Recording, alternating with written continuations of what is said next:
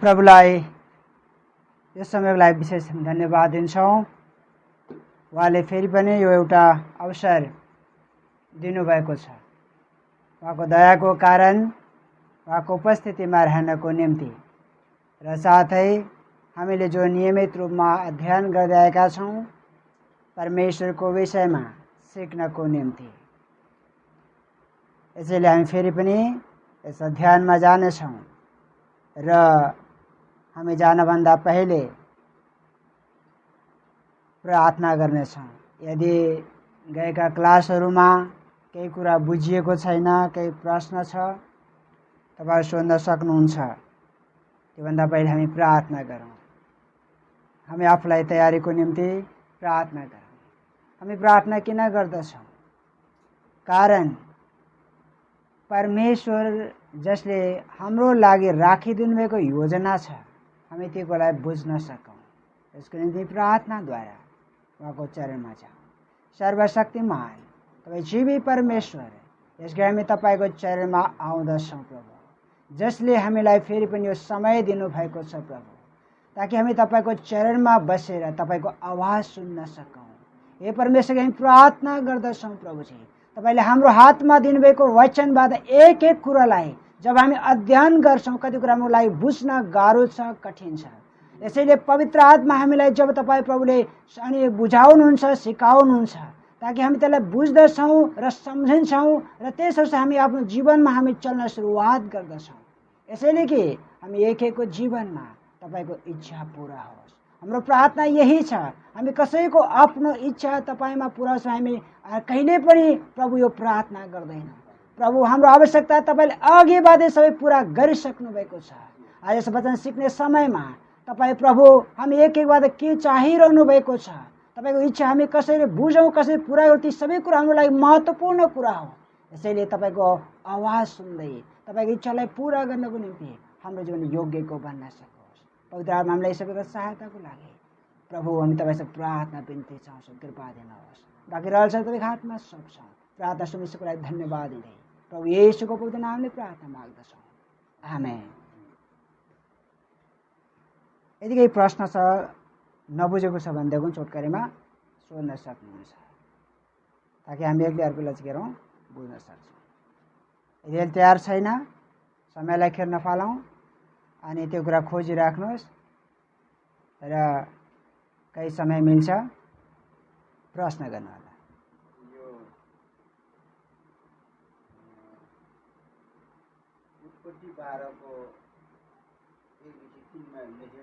हजुर, के हामीलाई भनेछ कि तिमीलाई सराप्ने म सराप दिनेछु, आशिष दिनेलाई आशिष दिने। हजुर, त्यो हामीलाई पनि लागु छ कि त्यही उसले अब्राहमलाई मात्र? यहाँ एक शर्त छ। यदि तिमीहरू मेरो आज्ञामा चल्यौ भने, मेरा नियममा चल्यौ भने,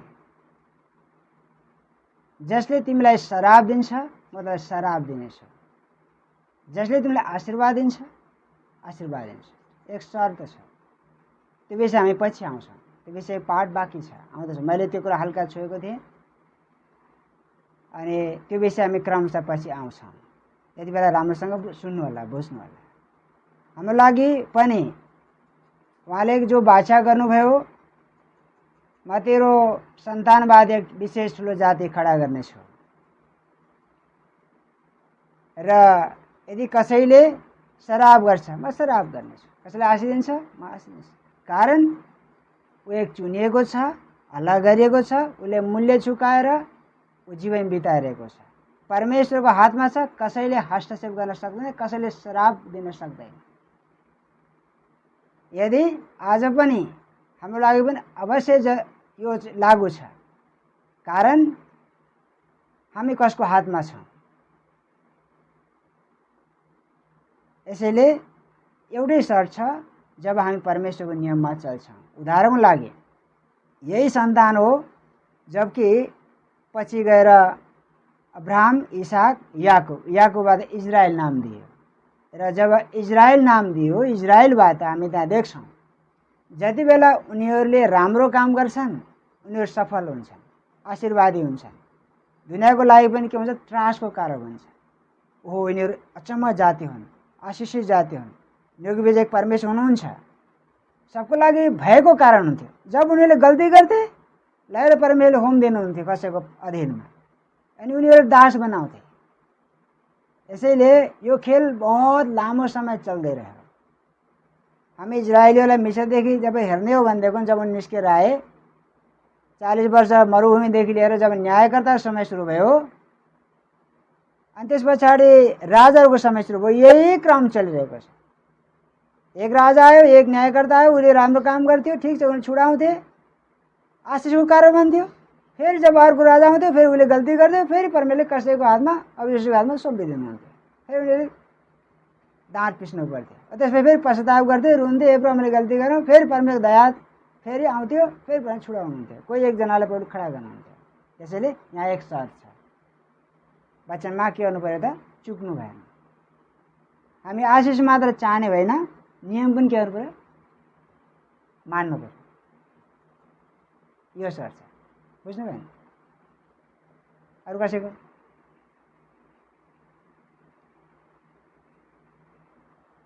र यो उत्पत्ति 12 अध्याय पछि आउँदैछ, एक एक विषय पछि आउँदैछ। यही छैन भने हामी विषयमा जानेछौँ। आज हामी परमेश्वरको गुणको 7औं र अन्तिम नम्बर हो। यो धेरै गुणहरू भए तापनि यो 7औं नम्बरमा हामी यसलाई अन्त्य गर्नेछौँ। 7औं नम्बरमा परमेश्वर भय योग्य हुनुहुन्छ। यो पनि उहाँको एक गुण हो, उहाँको स्वाभाविक गुण हो। परमेश्वर भय योग्य हुनुहुन्छ।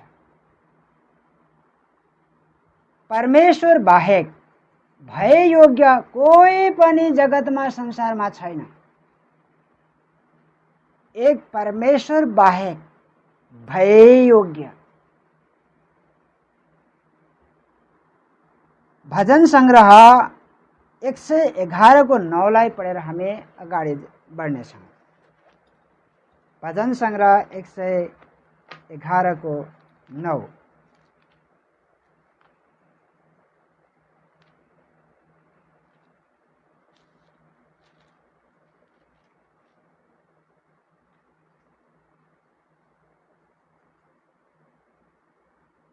उहाँले आफ्ना मानिसहरूका निम्ति उद्धार उपलब्ध गराउनुभयो। उहाँले आफ्नो करार सदा स्थिर रहोस् भनी आज्ञा दिनुभयो। उहाँको नाउँ पवित्र र भययोग्य छ। हामी यसमा सबै पद लिँदैनौँ। तल एक लाइन छ, अनुच्छेद लाइन छ, उहाँको नाउँ पवित्र र भययोग्य छ। यसैले हामी यहाँ लेख्यौं परमेश्वर भययोग्य हुनुहुन्छ र परमेश्वरको बराबरीमा कोही पनि हुन सक्दैन। यहाँ एउटा काट्ने काम छ। यहाँनिर एकदा हामीले गम्भीरतासँग हामीले हेरौँ। यहाँनिर एउटा काट्ने काम छ, चोट लाग्ने अनि अलिकता दुखाइ पुग्ने एक वचन छ। जस्तै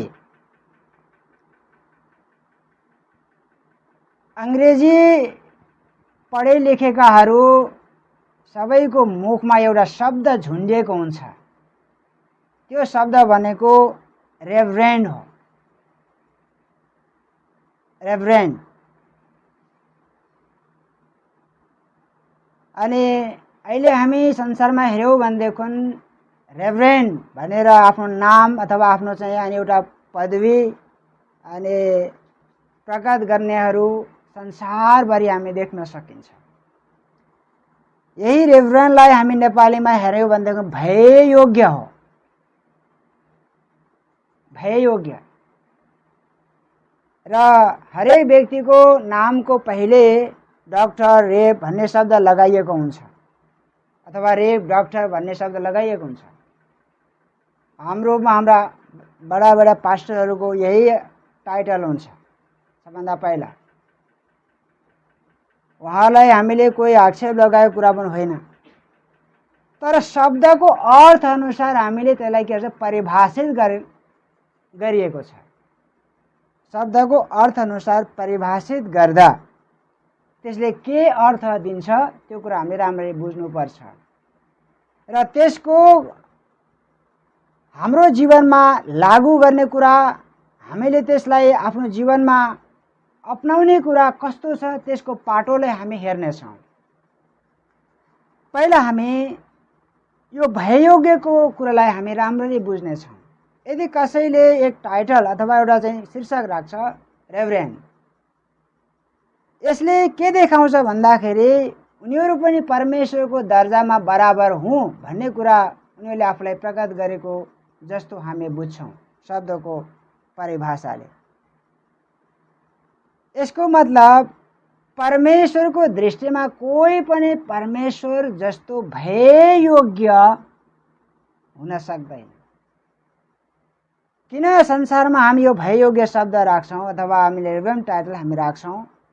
हामी सीमित केही ज्ञान हासिल गऱ्यौँ, केही शिक्षा उपाधि हामी हासिल गऱ्यौँ, त्यसपछि हामी अर्कोलाई के भन्यौँ? भय योग्य। त्यसको कोही अर्थ होला, उच्च आदर योग्य होला, त्यो आफ्नो ठाउँमा छ, सम्मान योग्य होला, त्यो आफ्नो ठाउँमा छ। तर जब हामी भय योग्य शब्दसँग त्यसलाई जब तुलना गरेर चाहिँ त्यसको परिभाषा गर्छौँ, यसले चाहिँ खतरा प्रकट गर्दछ। हामी यहाँ किन चाहिँ हेरिरहेको छौँ भन्दाखेरि जो कोही यदि परमेश्वरको दाँजोमा म पनि हुँ केही भनेर सोच्यो भनेदेखि त्यो पतन भयो भनेर चाहिँ हामीले बुझ्नुपर्छ। पतनको मतलब जस्तै एक उदाहरण हामी हेरौँ। कुनै देशमा कसैले देशको, राष्ट्र प्रमुखको अथवा कानुनको विरुद्धमा केही कुरा उल्लङ्घन गर्यो अथवा केही अपमानजनक कुराहरू बोल्यो भने त्यसलाई हामीले एउटा नाम दिन्छौँ, त्यसलाई हामीले एउटा आरोप भनौँ, त्यसलाई चाहिँ हामीले एउटा दोष लगाउँछौँ। देशद्रोही अथवा राष्ट्रद्रोही भन्ने हामी एक आरोप उसमा लगाउँछौँ। यो के हो? देशद्रोही हो, देशद्रोही हो। अहिले पनि भर्खर हामी समाचारमा सुनिरहेका छौँ, कति कुराहरू यो घटना अहिले संसारमा आइरहेको छ। हामी त्यो पोइन्टमा जान चाहन्न। जसले राष्ट्रको कानुन विपरीत अथवा कोही राष्ट्र प्रमुखको हित विपरीत कसैले केही कुरा बोल्यो भने त्यसलाई हामीले एउटा उपाधि अथवा त्यसलाई हामीले एउटा शब्द दिन्छौँ, देशद्रोही। अगर यदि त्यो देशद्रोही साबित भयो भने त्यसलाई माफी हुन असम्भव देखिन्छ। देशद्रोहीको लागि चाहिँ माफी छ? कहीँ माफी छैन। त्यसको लागि एउटै मात्र नियम हो। के नियम हो? के नियम हो? फाँसी। हामीले एकचोटि स्वर्गको बारेमा पनि देख्छौँ। स्वर्गमा पनि एकचोटि चाहिँ एउटा राष्ट्रद्रोही एउटा खेल हामी कसैले खेलेको देख्छौँ।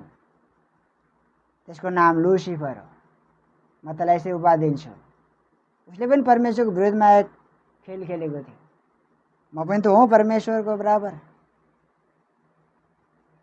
परमेश्वरको जग्गामा खडा भएर उसले चाहिँ के गर्यो? म पनि हुँ। एक परमेश्वरको शासन सत्ताको विरुद्धमा उसले जब म केही हुँ भनेर जब उसले सोच्यो, उसलाई माफी चिज छैन।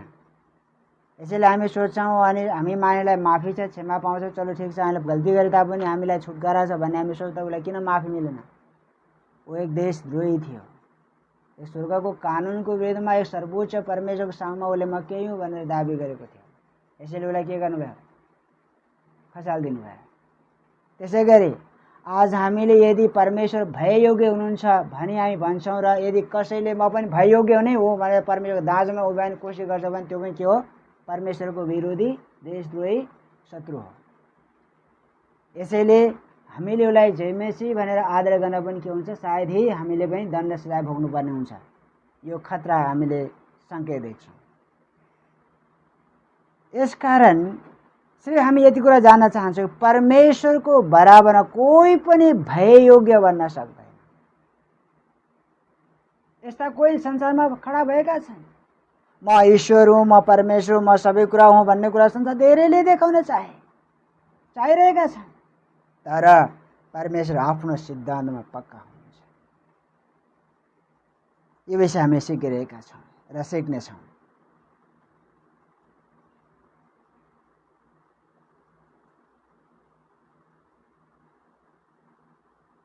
सर्वोच्च परमप्रभु कस्तो भययोग्य हुनुहुन्छ। उहाँ सारा पृथ्वीका महान राजा हुनुहुन्छ। भजन सङ्ग्रह 47:2 उहाँ सारा पृथ्वीका महान राजा।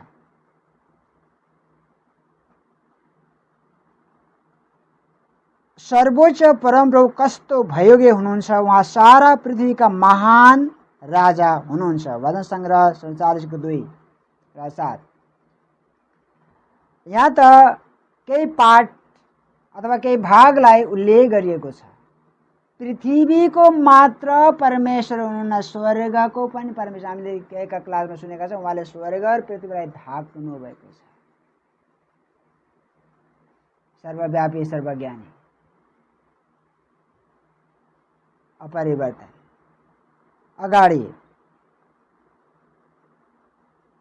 पृथ्वीका राजाहरू परमेश्वरको हातमा छन्। उहाँ अति उच्च हुनुहुन्छ, यसका उहाँ मात्र भययोग्य परमेश्वर हुनुहुन्छ। भजन सङ्ग्रह 47:9। पृथ्वीका राजाहरू कसको हातमा छन्? परमेश्वरको हातमा छन्। मैले केही शब्दहरू मिलाएर भनिराखेको छु, सायद कति कुराहरू मेल नखाँसम्म वचनबाटै पढ्छु।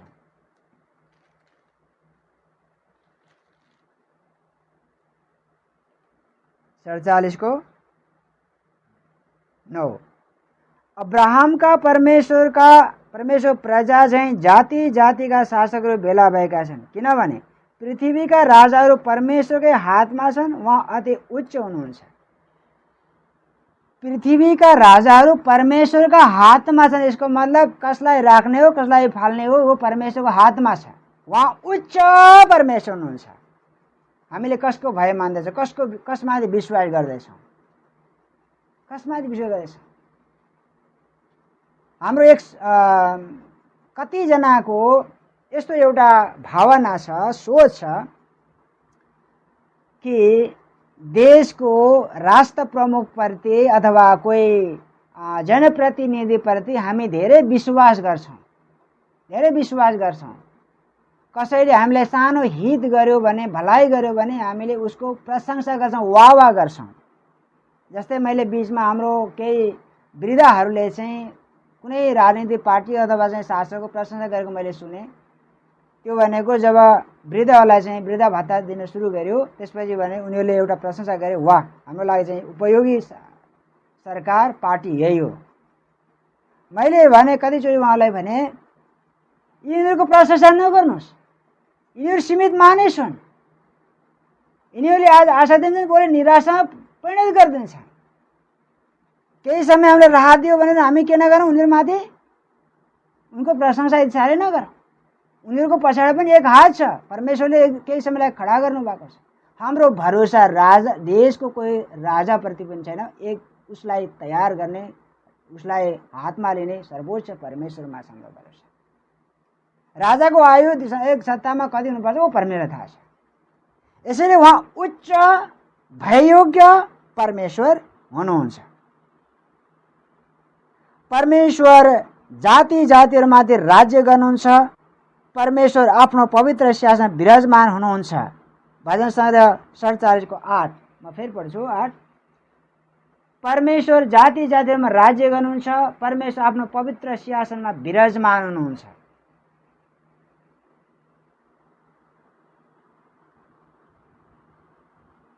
परमेश्वर जाति जातिहरूमा राज्य गर्नुहुन्छ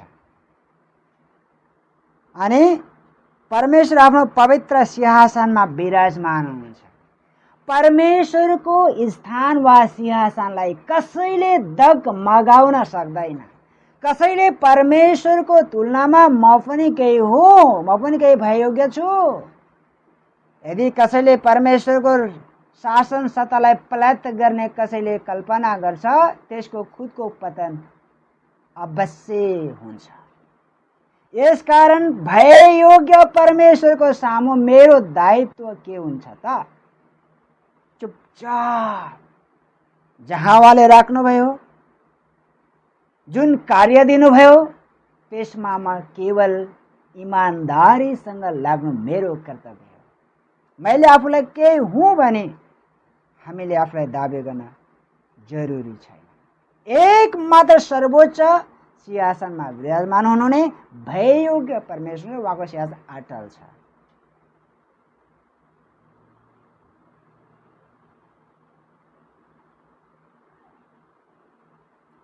परम प्रभुले राज्य गर्नुहुन्छ, जाति जातिहरू कम्पायमान होन्। भजन सङ्ग्रह 49 को 1 देखि 3।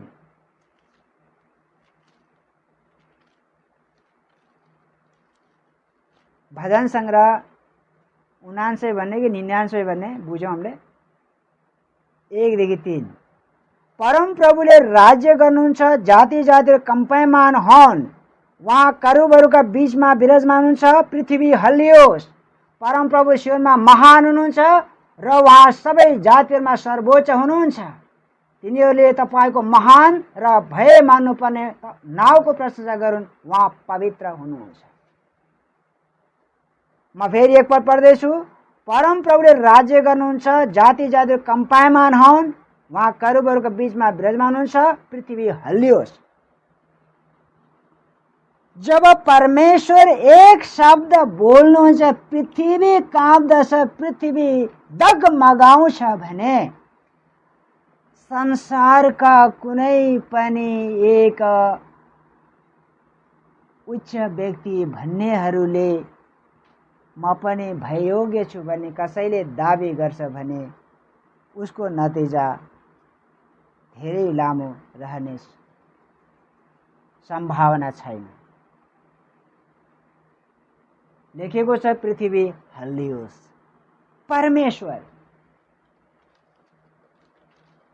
अझै हामीले हेर्ने हो भनिदिएको नि त। हामीले हिब्रूमा हेर्ने, म त्यहाँ जाँदैन। एक समय आउनेछ उहाँले पृथ्वी मात्र होइन स्वर्गसम्म हल्लाउने समय आएको छ। यो पद पढिहालौँ, हिब्रूको किताब।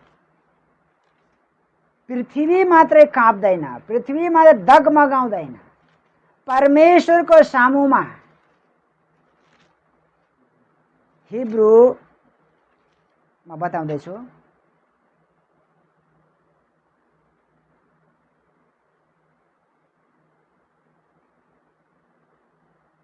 हिब्रू 12 अध्यायको 26-27 पदलाई हामी हेर्दैछौँ। हिब्रू 12 अध्याय 26-27। उहाँको स्वरले, ध्यानसँग, त्यस बेला पृथ्वी काम्यो। तर अब त उहाँले यसो भनेर प्रतिज्ञा गर्नुभएको छ, अझ एकपल्ट पृथ्वी मात्र होइन तर स्वर्गलाई समेत म हल्लाउने छु। अझ एकपल्ट भन्ने वचनले यो देखाउँछ कि हल्लाउन सकिने कुराहरू अर्थात् सृष्टि भएका कुराहरू हटाइनेछन्, तर हल्लाउन नसकिने कुराहरू स्थिर रहनेछन्। यसभित्र धेरै गहिराइ छ, गहिराइमा अहिले म जान चाहन्न। मैले सिर्फ एक शब्द प्रयोग गरेँ, पृथ्वी मात्र परमेश्वर हल्लाउनुहुन्न। अब के हल्लाउँदै हुनुहुन्छ? स्वर्ग समेत हल्लाउनुहुनेछ। यसको मतलब के हो? आज जसले म शक्तिशाली छु, म विद्यमान छु, म धेरै शक्तिशाली छु, जसले आफूलाई उचालिरहेका छन्, उनीहरूले अहिले आकाशमा गएर घर बनाएर बसेका छन्। हामी हुन्छौँ नि, चन्द्रमा गएर मान्छेहरू बसेका छन्। परमेश्वर के भन्छ? म जब स्वर्गलाई, जब आकाशलाई हल्लाउने छु, तिनीहरू पनि कहाँ आउँछन्? फेरि एक झट्कामा पृथ्वीमा खस्नेछ। यसको लागि पहिल्यै भविष्यवाणी भएको छ। यिर्मयाले भविष्यवाणी गरेका छन्, ओबदियाले भविष्यवाणी गरेका छन्। तैले आकाशमा ताराहरूको बीचमा गएर गुड बनाएर बसे तापनि म तँलाई तल झर्नेछु। आज दुनियाँले के गरेको छैन? यो परमेश्वरको जुन योजना छ, जुन सृष्टिको कार्य छ उहाँले जो परिचालन गरिरहनु भएको छ, संसार जो सारे सृष्टि परमेश्वरले आफ्नो हातमा लिएर आफ्नो पन्जामा लिएर के गरिरहनु भएको छ, चलाइरहनु भएको छ। पृथ्वी उहाँको हत्केलामा छ। जब चाहौँ त परमेश्वर जब हत्केला छोडिदिनुहुन्छ पृथ्वी ध्वस्त हुन्छ। तर यस पृथ्वीभित्र बस्ने केही सीमित व्यक्तिहरू सोच के भयो, म पनि केही हुँ। तर यो सोच कता हरायो? यसको पछाडि को छ? यसको पछाडि कसले नियन्त्रण गर्दैछ? नियन्त्रण कसको हातमा छ? यो सोच कता गयो? सब अंधा। सबको सोच मैं ही हूँ, मैं ही हूँ। हामीले के गर्यौं? सृष्टिकर्तालाई बाइपास गयो, किनारा लगायो। हाँ, कोही होला परमेश्वर, पता नहीं कोही होला, उसँग मेरो कोही परिचय सम्बन्ध छैन, कोही होला। कहीँ आपत पऱ्यो भने म कहीँ के गर्छु? पुकार गरौँला, तर उसँग मेरो कोही सम्बन्ध छैन। अगर यस्तो सोच और भावना हामीले लियो भनेदेखि मेरो हालत, हामी सबको हालत कस्तो हुन्छ? हर दिन हाम्रो कर्तव्य के हो? एक भययोग्य परमेश्वरको सामुमा डराउँदै काप्दै भक्ति भएको साथमा चल्ने समय हो यो।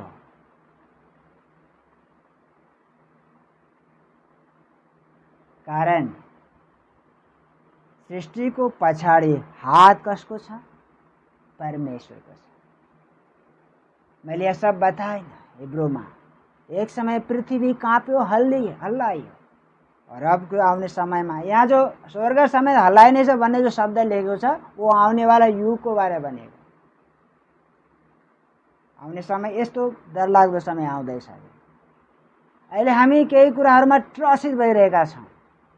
जब हामी बच्चैमा हेर्छौँ, अब तो समस्या एक नहीं, एक को पछाडि अर्को प्रतिदिन वृद्धि हुने संभावना पक्का छ। त्रसितको त्रसित। और परमेश्वर यस घडी यही चाहन्छ, म भययोग्य परमेश्वर हो त कहाँ छस्?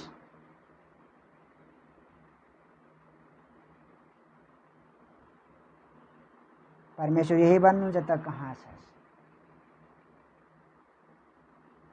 यसैले सौभाग्य हो कि ग्रहण योग्य समयमा हामीले उहाँको खोजी गर्यौं भनेदेखि भाग्यमान हुनेछ हाम्रो लागि।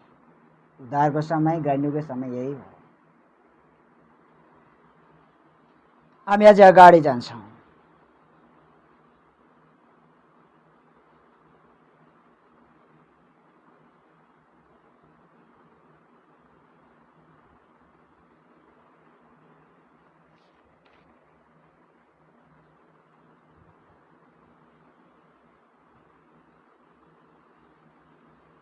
आया 29, 28, 29 में पढौँ हामी। हिब्रू 12, 28 में हामी पढौँ।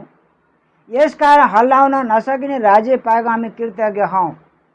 त्यसैले हामी भक्ति र भय साथ परमेश्वरलाई ग्रहण योग्य हुने आराधना चढाउँ। कारण किनभने हाम्रा परमेश्वर भस्म गर्ने आगो हुनुहुन्छ। भय योग्यको मतलब के हो? आगो।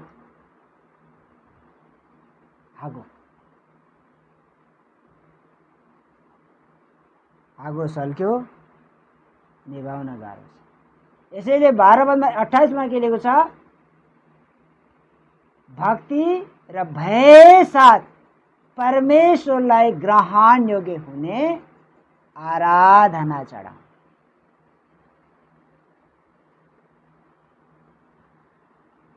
हामी एक गंभीर कुरा ध्यान देऊ। जब हामी प्रार्थना गर्छौं, आराधना गर्छौं, कसैले सुन्ला कि कसैले केही भन्ला कि यो सोचेर हामी प्रार्थना आराधना नगरौं। खुलेर निर्धक्क साथ हामी के गरौं? प्रार्थना आराधना गरौं। अहिले आत्मामा आराधना गर्ने समय छैन। हाम्रो अगाडि क्यामेरा लगाइरहेछ। हामी वचन सिकिरहेका छौं। एक शब्द छ, स्वर्गदूतहरूले आराधना गर्ने बेलामा उच्च स्वरले आराधना गर्दछन्। जब आराधना गर्छन् स्वर्ग गर्दन्छ। स्वर्गदूतले आराधना गर्ने बेला स्वर्ग के गर्छ? थर्कमान हुन्छ। हे स्वर्गका परमेश्वर पवित्र पवित्र पवित्र।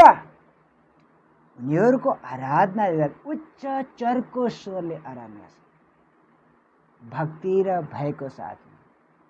र आज हामी के गर्छौँ? कसैले सुन्ला कि कसैले केही भन्ला कि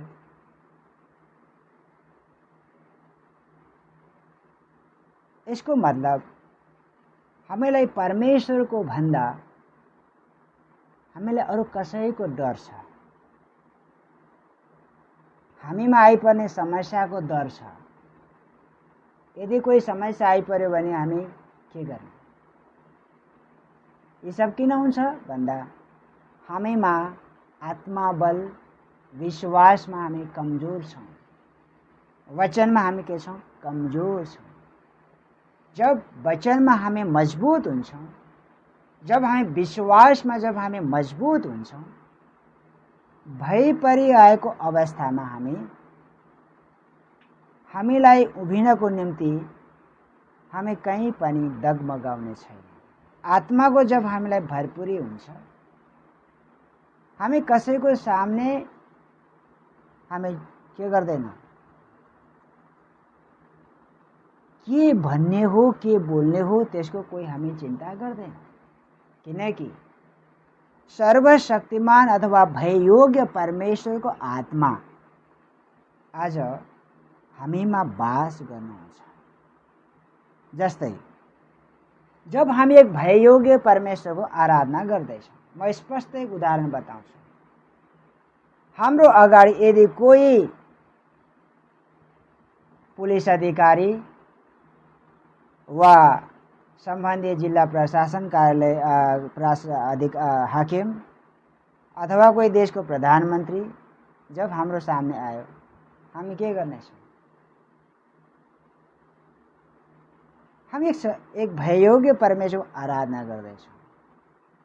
हामी एक प्रशासनको सामने यदि कोही पुलिस अधिकारीको सामने हामी के गर्न सक्छौँ?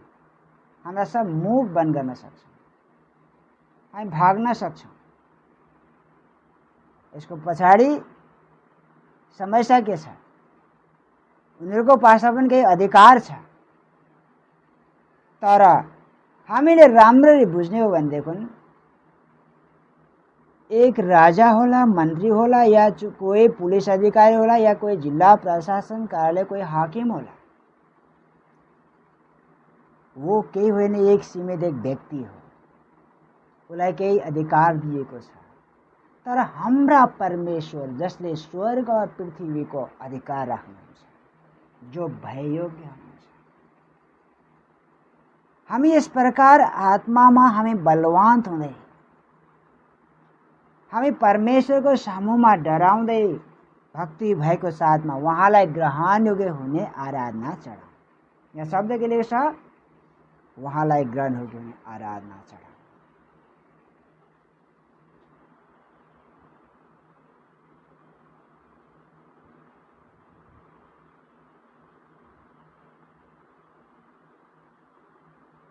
परमेश्वर भययोग्य हुनुहुन्छ। तिनीहरूले परम परमेश्वरको भय मानुन् र उहाँकै सेवा गरून्।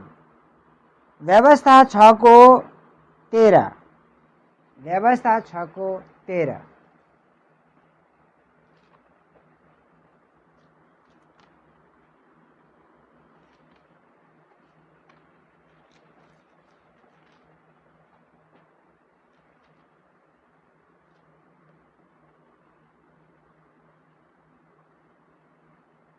तिमीहरूले परमप्रभु तिमीहरूका परमेश्वरको डर मान्नु, उहाँकै सेवा गर्नु र उहाँकै नाउँमा शपथ खानु।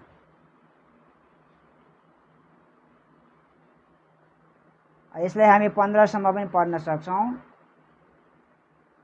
किनकि तिमीहरूका 14 पद, तिमीहरूका वरिपरिका जातिहरूका अरू देवताहरूका पछि नलाग्नु, किनकि तिमीहरूका बीचमा रहनुहुने परमप्रभु तिमीहरूका परमेश्वर दाही परमेश्वर हुनुहुन्छ। नतता प्रभु तिमीहरूका परमेश्वरको क्रोध तिमीहरूमाथि दन्कनेछ र उहाँले तिमीहरूलाई पृथ्वीबाट नाश गर्नुहुनेछ। म यसको विवरण गरिनँ। व्यवस्था 28 को 58-59 पनि हामी हेर्नेछौँ। व्यवस्था 28 को 58-59।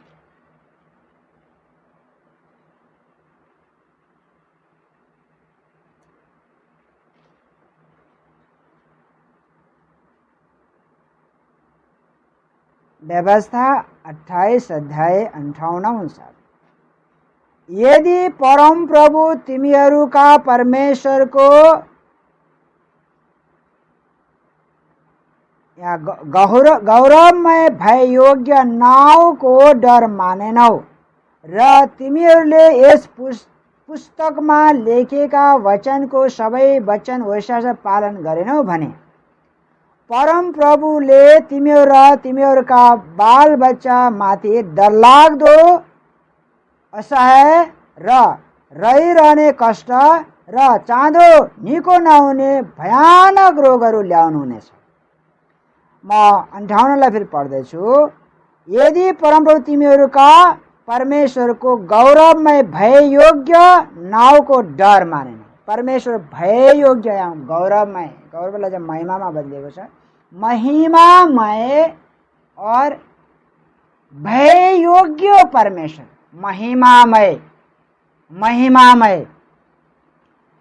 एक उदाहरण, यदि परमेश्वर महिमामय हुनुहुन्छ, भय योग्य हुनुहुन्छ भने उहाँको डर अवश्य मान्नुपर्छ। जस्तै उदाहरणको लागि अहिले पनि देशमा राष्ट्र प्रमुखहरू छन्। राष्ट्र प्रमुखहरू जब जहाँ उपस्थित हुन्छन् र जहाँ उनीहरू सवार हुन्छ, त्यसबेला देशका राष्ट्र सेनाहरूले शाही सलामी अर्पण गर्नुपर्छ है। यदि कहीँ त्यसबेला देशको राष्ट्र प्रमुखको सामु नियम अनुसार एक सेनाले, देशको सेनाले शाही सलामी अर्पण गर्ने बेलामा ढिलढाल गरेको छ र नियमपूर्वक उसले चाहिँ सेल्युट गरेको छैन वा आफ्नो स्ट्यान्डमा छैन भनेदेखि उसै बेला उसको रिजेक्ट हुनेछ। उसै बेला। मलाई थाहा छ, एकदिन हाम्रो गाउँमा नेपाली सेनामा हुनुहुन्थ्यो। राजाको समय थियो। राजाको समयमा राजाको सवार भयो। उनीहरू चाहिँ पुरा स्ट्यान्डमा छन्, सलामी अर्पण गर्दै उनीहरू खडा छन्। राजा जब जाँदै थियो, सवार हुँदै थियो राजाको सवार हुँदै बेलामा राजा अगाडि जाँदाखेरि त्यो सेनाको मुखबाट रक्सीको गन्ध आएछ। रक्सीको गन्ध आइसकेपछि त्यसको केही समयपछि उसको नाम देख्यो, सबै कुरा हेर्यो, उसलाई के गर्नु, तुरुन्तै खारिज गर्नु। पछि झोला टुम्बो बोकेर घर आयो। के भयो? म त रिजेक्ट गरेँ। के भयो तिमी? राजाको उपस्थिति थियो, मैले रक्सी खाएर गएको थिएँ। झोला बोकेर कहाँ? घर आयो। त्यसपछि कई वर्ष घर बस्यो। काम के गर्यो? उहाँ हजुरले गरे जस्तै जङ्गल गएर के गर्न सुरु गर्यो? निगालो काटेर चोया बनेर अनि दोको नाङ्लो बोकेर व्यापार गर्यो। त्यसपछि दिक्क लाग्यो। 8 वर्षपछि फेरि गएर त उसले गयो। फेरि सरकार, मैले मेरो होस खुल्यो, म फेरि ड्युटीमा आउन चाहन्छु। के सजाय दियो, के गर्यो, फेरि पछि फेरि रिटर्न 8 वर्षपछि फेरि रिटर्न गयो। एक उदाहरण। मतलब हामी एउटा साधारण व्यक्ति देशको राष्ट्र प्रमुखको सामने अलिकता ढिलढाल छ भनेदेखि ऊ तुरुन्तै के हुन्छ त, ऊ खारिज हुन्छ। यसरी यहाँ लेखेको छ महिमामय परमेश्वर, भययोग्य परमेश्वरको डर आज हामीमा छैन भनेदेखि। और अगाडि के शब्द लेखेको छ? और व्यवस्थामा लेखिएको उहाँको वचन होशियार साथ पालन गरेनौ भने उहाँले के गर्नुहुनेछ? कहिले निको नहुने सधैँ रहिरहने महामारी लिएर छोडिदिनु हुनेछ। भोक किन? परमेश्वर भय छैन नि। यसकारण हामी परमेश्वर उपस्थितिमा रहने बेलामा भय कस्तो हुन्छ त्यो कुरा हामीले गम्भीरता साथ लिनुपर्छ।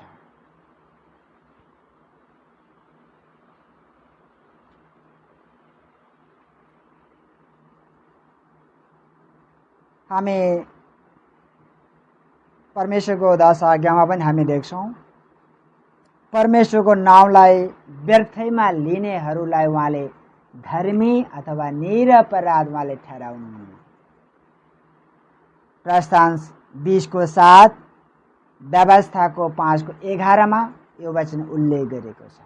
यदि कसैले परमेश्वरको नाम व्यर्थैमा लिइरहेको छ अर्थात् उसले आफ्नो जीवनमा परमेश्वरको भय राखेको छैन भने उसलाई कहिले पनि परमेश्वरले निर्दोष या धर्मी या निरपराध कहिले पनि उहाँले ठहराउनुहुन्न। और यसरी गलाती 6:7 आत्मा लेखेको छ, धोखामा नपर, परमेश्वरको ठट्टा हुँदैन। एकचोटि पढिहालौँ गलाती।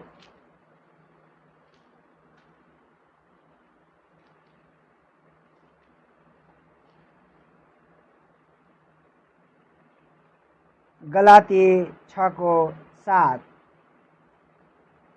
मैले 7 मा लेखेँ, धोखामा नपर, परमेश्वरको ठट्टा हुँदैन, किनभने मायाले जे रोप्दछ त्यसको कटनी पनि गर्नेछ।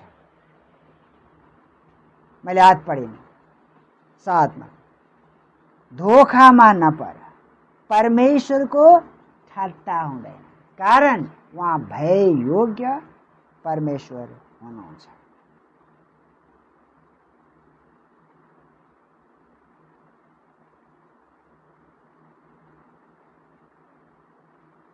जसले परमेश्वरको भय मान्छ त्यसले परमेश्वरको नाउँ व्यर्थैमा लिँदैन। भयको मतलब म परमेश्वरको आदर मान सम्मानको साथमा म काप्दछु, डराउँछु, उहाँको दृष्टिमा खराब कुरादेखि म टाढा रहन्छु।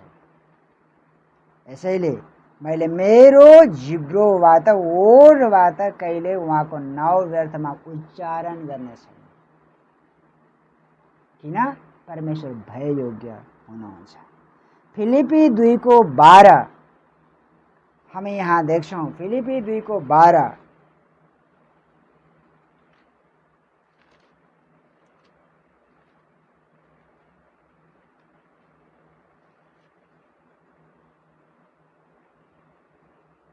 यस कारण मेरा प्रिय हो, जसरी तिमीहरूले सधैँ आज्ञा पालन गरेका छौ, मेरो उपस्थिति मात्र गरे जस्तो होइन, तर अब झन बढी मेरो अनुपस्थितिमा डर र कम्प साथ तिमीहरूको आफ्नो आफ्नो मुक्तिको काम पूरा गर्न परिश्रम गर।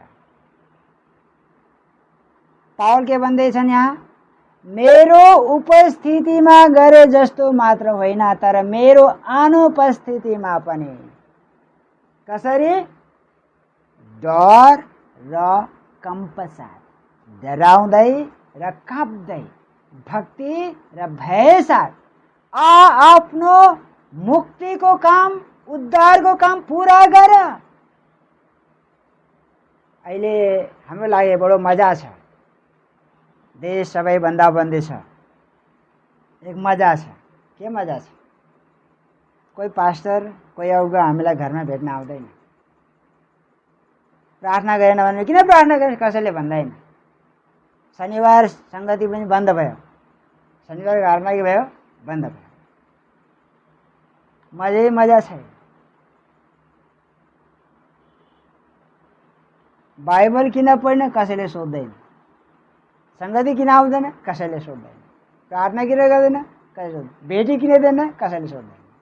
मजै मजा छ। तर यो समय कुन समय हो? कुन समय हो? आफूले आफैलाई तयार गर्ने समय हो। चाहे पास्टर आओस् नआओस्, चाहे कसैले देखोस् या भनोस् नभनोस्, म हर दिन यो समय पावलले के भन्छ, मेरो अनुपस्थितिमा प्रभुदास मेरो उपस्थिति मात्र होइन, मेरो अनुपस्थितिमा डराउँदै कामदै भक्ति भएको साथमा आफ्नो उद्धारको काम पुरा गर्छ। यो समय यही हो। कसैले हामीलाई धम्काउँदैन, कसैले हामीलाई सम्झाउँदैन, कसैले भन्दैन। अब फ्रिडम छ, एकदम स्वतन्त्र छ, चाहे जेसुकै गर। यसकारण प्रभुले यो समय हुन दिनुभएको छ। अब तयार हुने बेला भयो। जो परमेश्वरको अगाडि काँप्छ, जसले भय राख्छ, प्रभुसँग सम्बन्ध छ, वो तयार छ। उसले आफ्नो उद्धार काम पुरा गर्दैछ। बाँकी सब जो कोही छैन, मर्जी गर, खा पी मस्ती गर, कसैले केही भन्नेवाला छैन। समय आनन्ददायक छ। समय यही हो। यसकारण अब कुन दिन प्रभु आउनुहुन्छ हामीलाई यकिन छैन। चोर जस्तै प्रभु अवश्य आउनुहुन्छ। अवश्य। जो तयार छ जान्छ।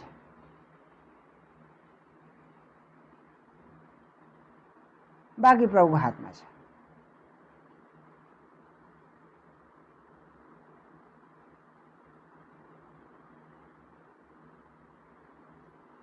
हाम्रो लागि एक चुनौती छ। हरेक समय एक प्रश्न छ, के साँच्चीकै मैले भययोग्य परमेश्वरको डर और भय राखेको छु त? हामी यो कुरा गम्भीरतासँग हामीले आफूलाई जाँच्ने समय हो। र हामीले केही अगाडि केही कुरा हेर्यौँ भनेदेखि भएको मतलब के हो त? अझै धेरै कुराहरू छ। सबै कुरा बयान गरेर पनि हामीलाई पुग्दैन। हाम्रो बानीको विषयमा हामीलाई धेरै कुराहरू चेताउनु छ। बहिरालाई नसराप, अन्धोको अगाडि ठोक्कर लाग्ने कुरा नराख, तर आफ्नो परमेश्वरको भय मान। हामी के गर्छौँ? मेरो उपद्रव हो, हामी बदमासी गर्छौँ। तर वचनले के भन्छ?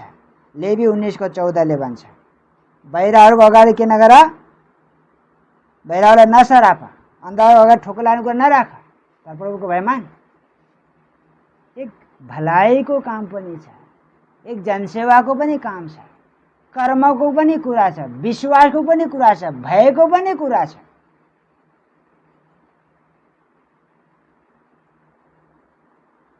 यसकारण अन्धहरूको अगाडि ठेस लाग्ने कुरा नराख, तर कसको भय मान? परमेश्वरको भय मान। बुढा पाकाका सम्मानमा उठ र वृद्ध मानिसको आदर गर र परमेश्वरको भय मान। लेवी 19:32। बुढा पाकाको सम्मानमा उठ, वृद्ध मानिसको आदर गर, परमेश्वरको भय मान। लेवी 19:32।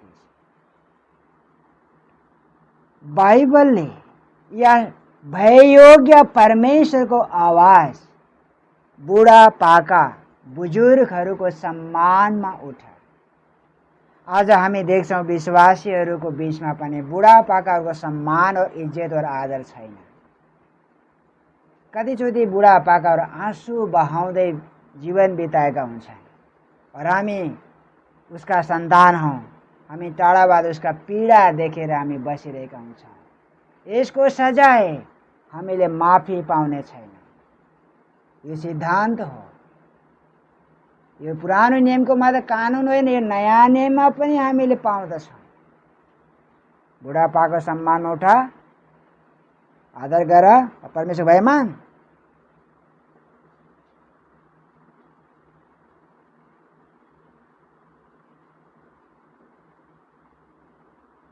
परम प्रभुको भयले पवित्र पार्दछ। भजन संग्रह 19:9। यदि कसैले परमेश्वरको भय राख्छ भने उसलाई के पार्छ? पवित्र पार्छ। परम प्रभुको भयले पवित्र पार्दछ। भजन संग्रह 19:9।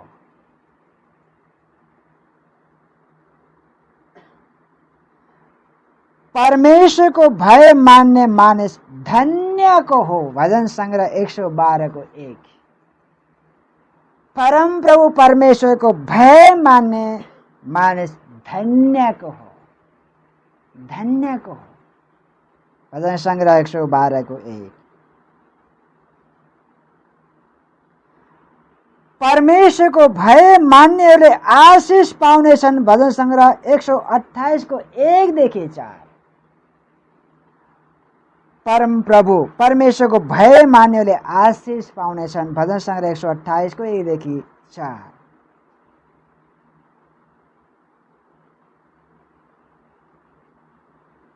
और अन्तमा मैले एक सारांश बताइरहेको छु।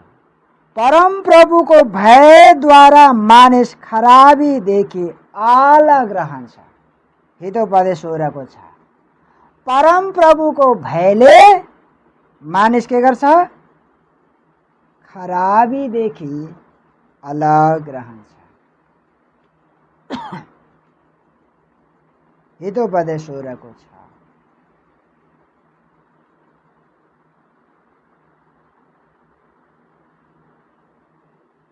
और अन्तमा समय गएको छ। यो डर र भय शब्दको अर्थको केही परिभाषा बताउन चाहन्छु। म पद बताउनु धेरै कुरा छ यसमा। डर र भयको भिन्नता के हो? हामीले परमेश्वरको डर मान्ने कुरा पनि सुन्यौं, परमेश्वरको भय मान्ने कुरा पनि सुन्यौं। डर उपयुक्त हो या भय उपयुक्त हो? दुईटामा कुन चाहिँ ठिक हो?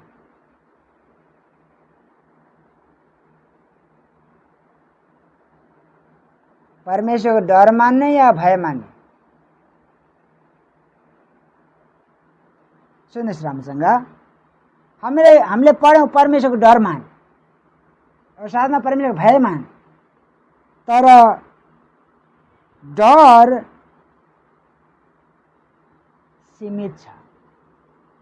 डर के छ? सीमित छ। यसको मतलब उदाहरण, मेरो हातले बिजुलीलाई मैले पक्र्दैन, के डर छ?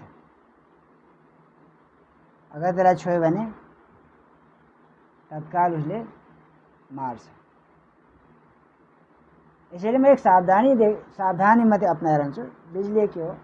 खतरा हो। यसले त्यससँग म डराउँछु।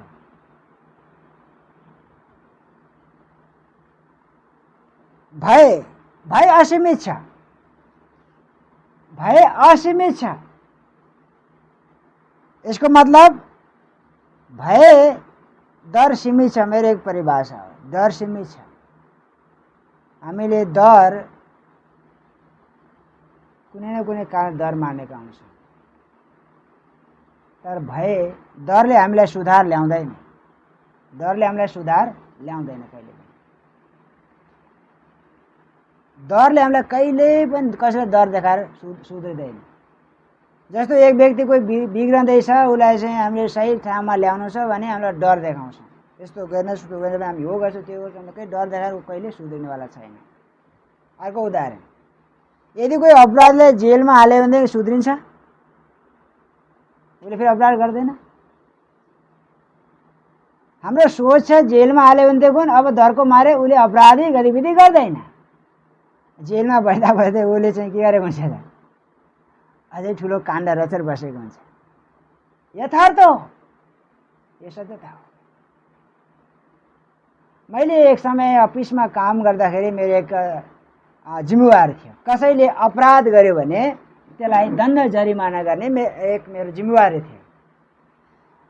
तर जब अपराधी फेला पर्यो, एकचोटि मेरो कार्यकालमा एक तस्करी फेला पर्यो, जंगलको तस्करी फेला पर्यो। कारबाही गर्नुपर्ने मेरै हातमा आयो। जब सबै विवरण मलाई दियो, फलानो फलानो तस्करी आज हामीले हात पारेका छौँ, नाम विवरण सबै दियो। अब काम गर्ने नगर्ने मेरो हातमा छ। त्यसलाई छोड्ने हो नछोड्ने मेरो हातमा छ।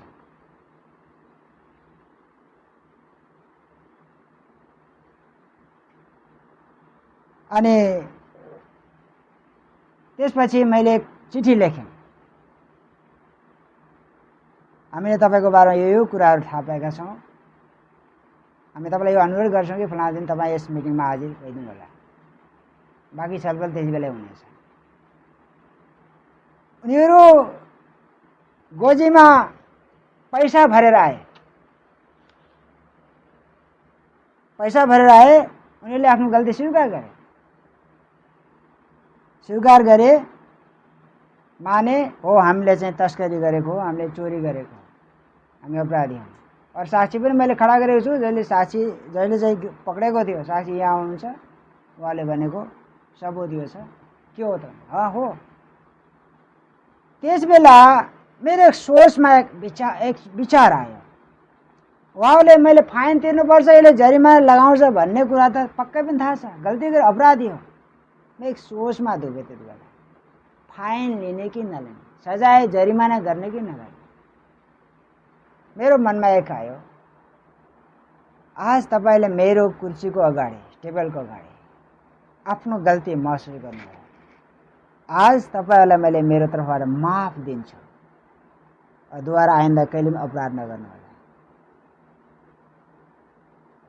उनीहरू गए, त्यसपछि कहिले अपराधी उनीहरूले मैले गरेको अपराध गर्दै। त्यस पछाडि मैले एउटा आर्टिकल मैले लेखेँ, यदि कसैलाई सुधार गर्नु छ भने डर धम्की दिएर हुँदैन, कानुन लगाएर हुँदो रहेनछ। त्यसैले मैले लेखेँ, कसैलाई दण्डित गर्नु चाहिँ सुधारको उपाय होइन, उसलाई क्षमा दिनुपर्ने रहेछ भन्ने कुरा मैले आर्टिकल लेखेर टाइप गरेर जिल्लामा दिएँ। जिल्लाको एकजना अनि रेन्जरले टाइप गर्यो, त्यसपछि ओहो यो त राम्रो छ, हामीले यहाँ साप्ताहिक पत्रिकामा दिउँ, तपाईँ आफै जान्नुहोस्। उसले ल्याएर के अरे पत्रिकामा ल्याएर छापिहाल्यो, आर्टिकल राम्रो छ।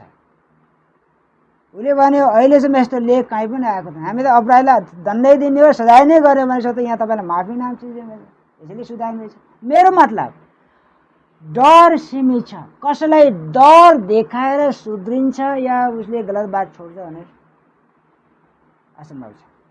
यसैले भय के छ, भय भित्रबाट उत्पन्न हुन्छ,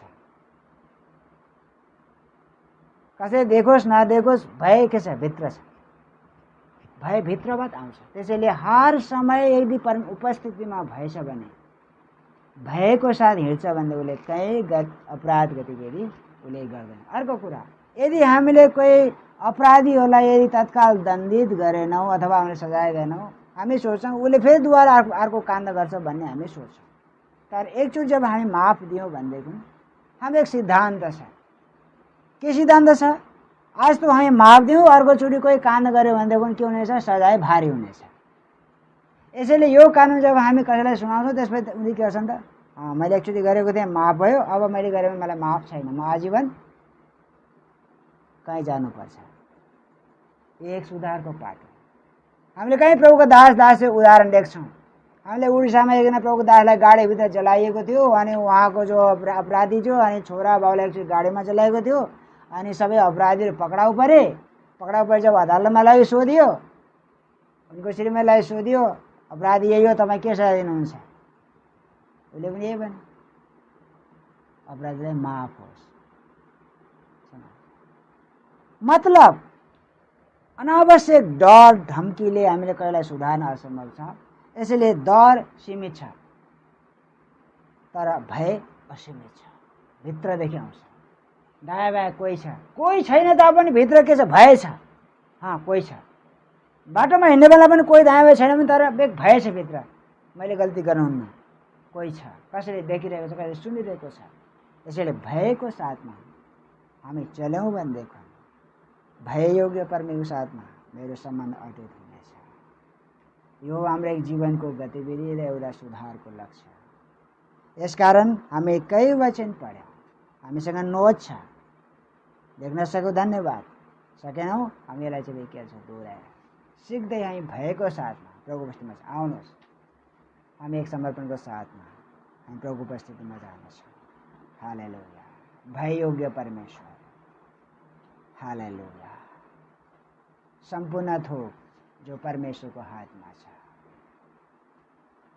हालेलुया, हालेलुया। सर्वशक्तिमान चाहिँ पिता, तपाईका विशेष गुणहरू कति महान छन्। हे परमेश्वर, स्वर्ग पृथ्वी तपाईको उपस्थितिले ढाकेको छ। हामी तपाईको दृष्टिमा कहीँ गएर लुक्न छुप्न सक्दैनौँ। हाम्रा आफ्ना कुराहरू पनि हामी लुकाउन छुपाउन सक्दैनौँ। अवश्य तपाईँ भय योग्य परमेश्वर हुनुहुन्छ। मेरो एक एक कार्यको तपाईँ हिसाब राख्ने परमेश्वर हुनुहुन्छ। लेखेको छ वचनमा, जसले जे छर्छ त्यसको कटनी पनि हुनेछ। मेरो हर कार्यको लेखा तपाईँ लिने परमेश्वर हुनुहुन्छ, भय योग्य। यसैले म प्रार्थना गर्दछु तपाईको उपस्थितिमा भक्ति र भयको साथमा मेरो जीवन चल्न सकोस् और यो जीवन तपाईको लागि ग्रहण योग्य होस्। हामीले इब्री 12:28 मा पढिसकेका छौँ। यस प्रभु, यही योग्यको आज हामीले एक एकको जीवन बनोस्। बितेका दिनहरूमा हामी सायद हामीले कुरा महसुस गरेका थिएनौँ। परमेश्वर भय योग्य हुनुहुन्छ। प्रभु, आज हामी तपाईको आवाज सुनेका छौँ। मेरो वाक्य उपरान्त जीवन भय साथ तपाईको उपस्थित रहनको लागि तपाईको कृपा सहायताको लागि म बिन्ती चढाउँदछु। धन्यवाद छ पिता, जसले प्रार्थना सुन्नुभयो। सबै बिन्ती प्रार्थना धन्यवाद छ प्रभु येशूको पवित्र नामले माग्दछु। आमेन।